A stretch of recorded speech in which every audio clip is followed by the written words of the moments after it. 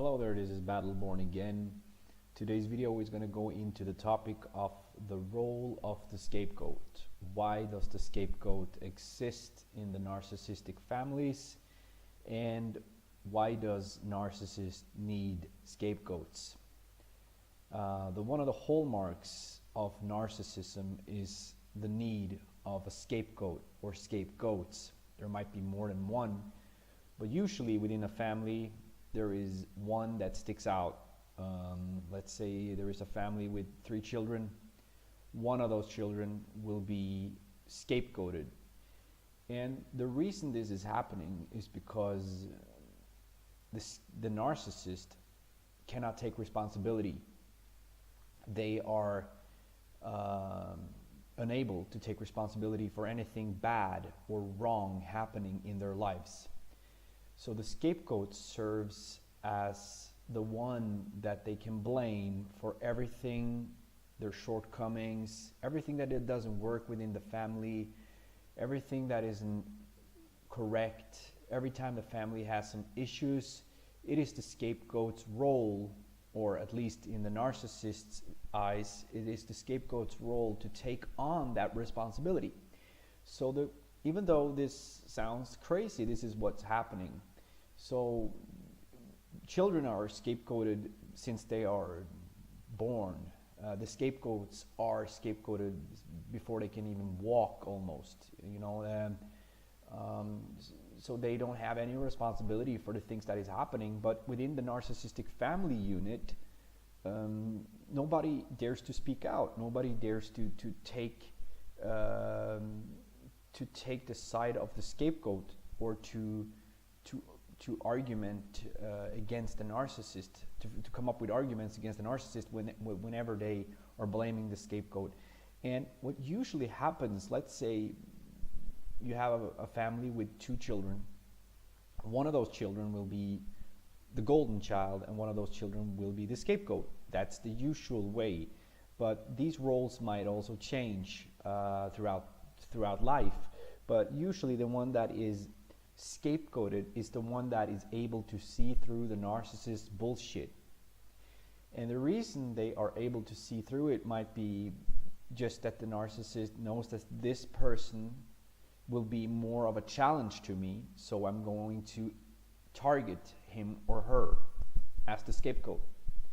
The golden child is more naive, is more they are more agreeable. They will go along with the narcissist's ridiculous demands and the narcissist's ridiculous claims about what is happening. The scapegoat, not so much. They will challenge, they will argue, they will be a problem to the narcissist. But you see, when the scapegoat becomes the problem to the narcissist fulfills, or kind of like gets the proof that the scapegoat is the problem, because the bad treatment that they serve the scapegoat will wear on the scapegoat, and the scapegoat will become resentful and angry, and they will attack back usually. And when this happens, the narcissist can turn around and say, "Look, can you see what I'm saying? You understand me now, how terrible this child is, and poor me, poor me, poor me."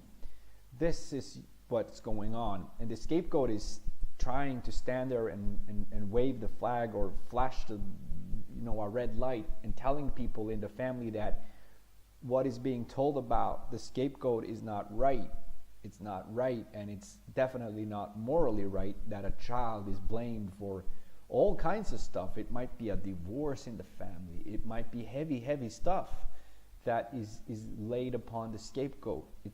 It's not just everyday stuff, but it might be family crisis. It might be family deaths, like when there is someone that dies in the family. The scapegoat might hear that, "Well, if it wasn't for you, this wouldn't happen."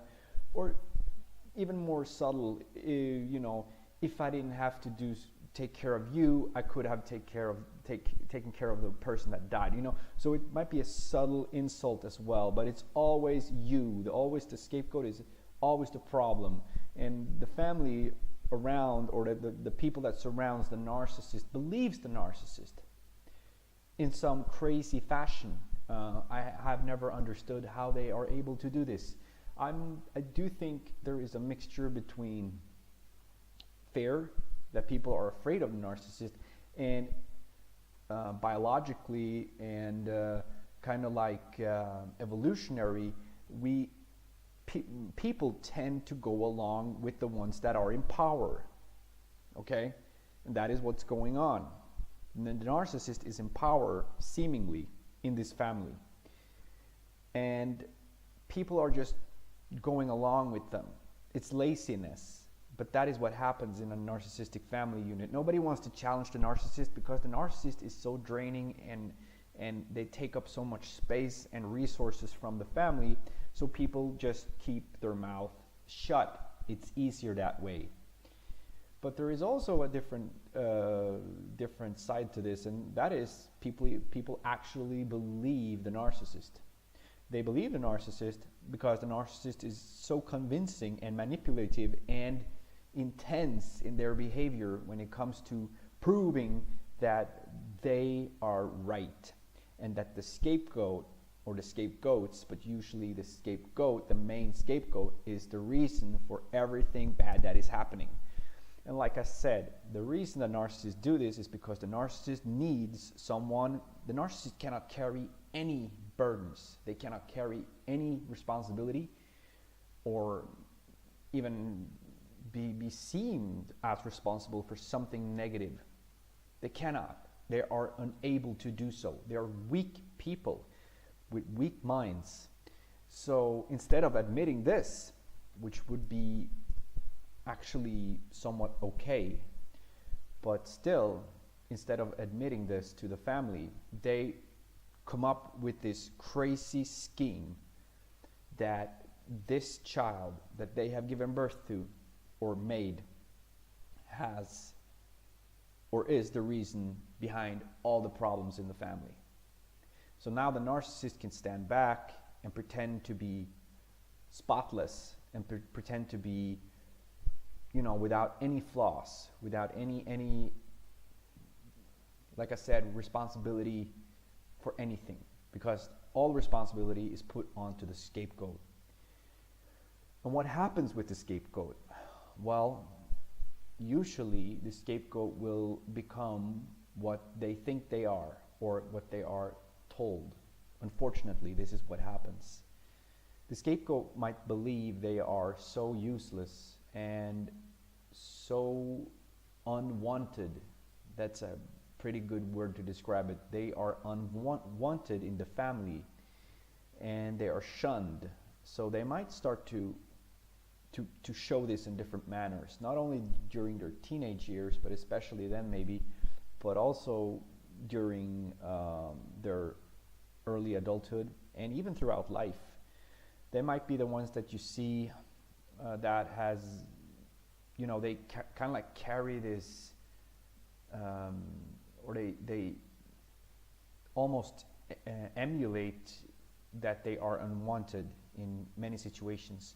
So they might look what you would say like antisocial. They might look, doesn't mean that they are antisocial, far from it, but they might look like an antisocial. They might be, at least in today's culture, they might be heavily tattooed. They might be showing that they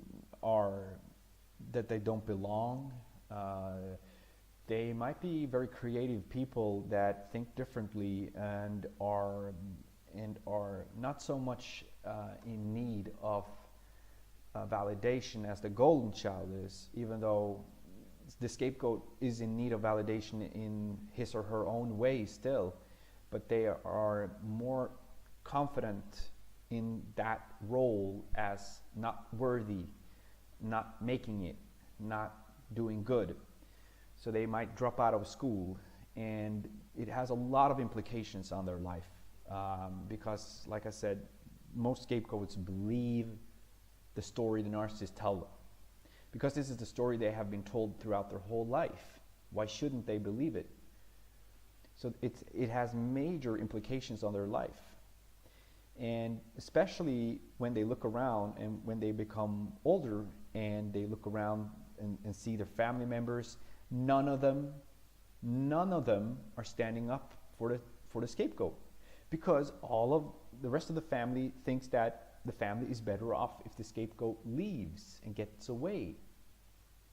You know, that's the talk that goes on when or if the scapegoat goes no contact, because that is usually what happens. The people that go no contact in a narcissistic family are usually not the golden children.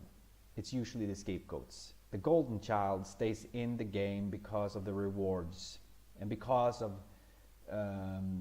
that they are served through being in this family. The scapegoat, which, like I said, they could have been the golden child at some point as well, because like the narcissist is changing these roles when they see fit, but it doesn't last for very long. Usually the scapegoat is thrown back into the garbage can really fast.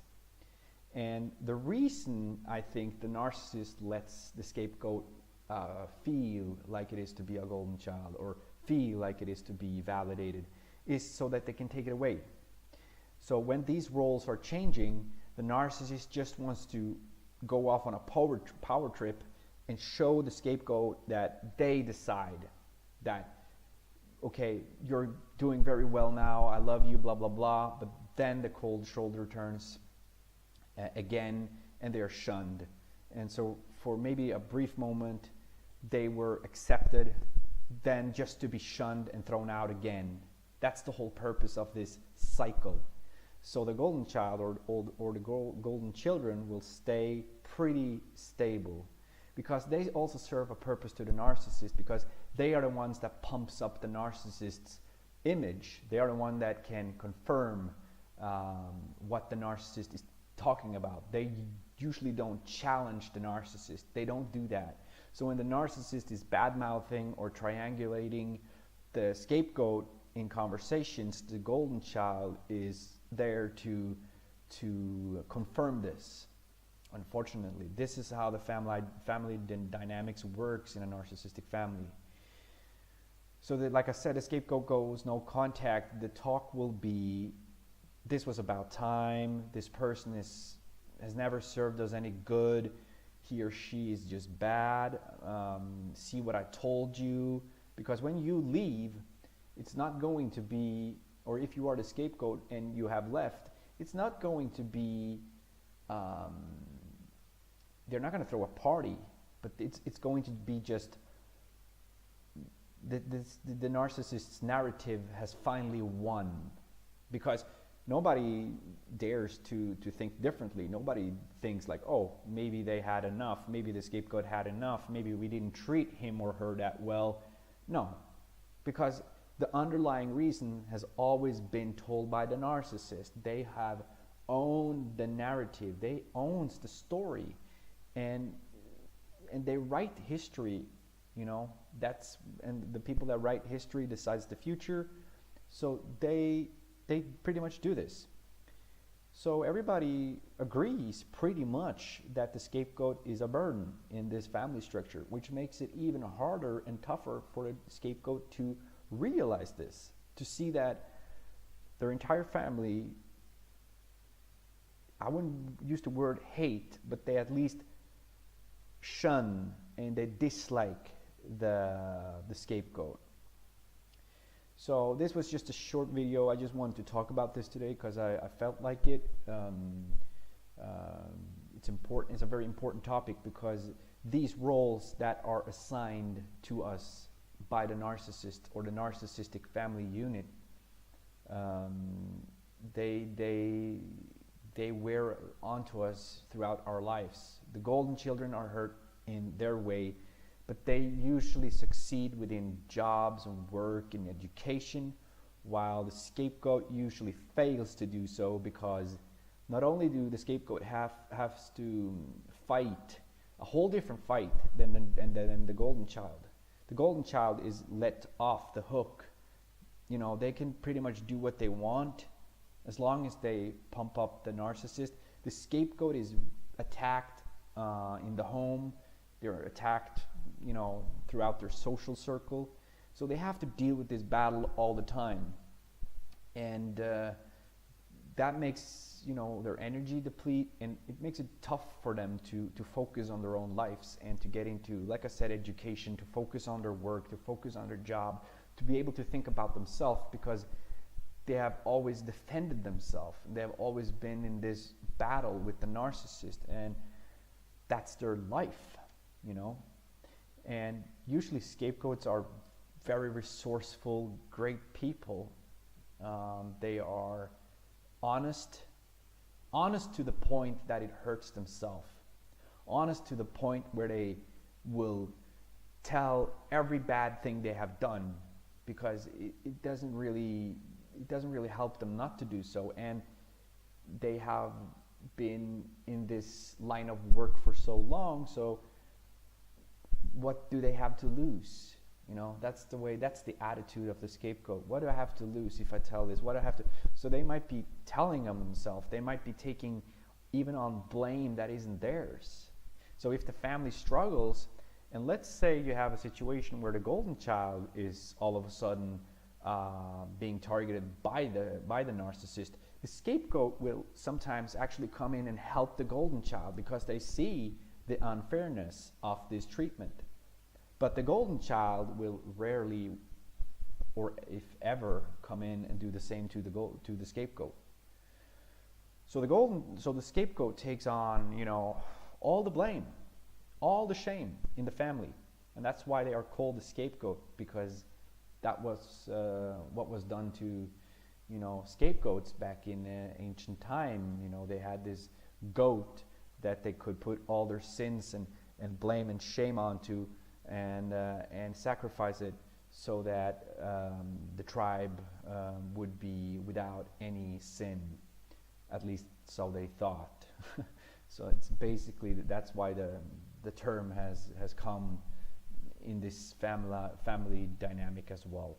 So I hope this helps you a little bit in explaining what is really going on, and that it's not your fault. Even though you are the scapegoat, you have to try to stop identifying as the thing or the person the narcissist has told you that you are.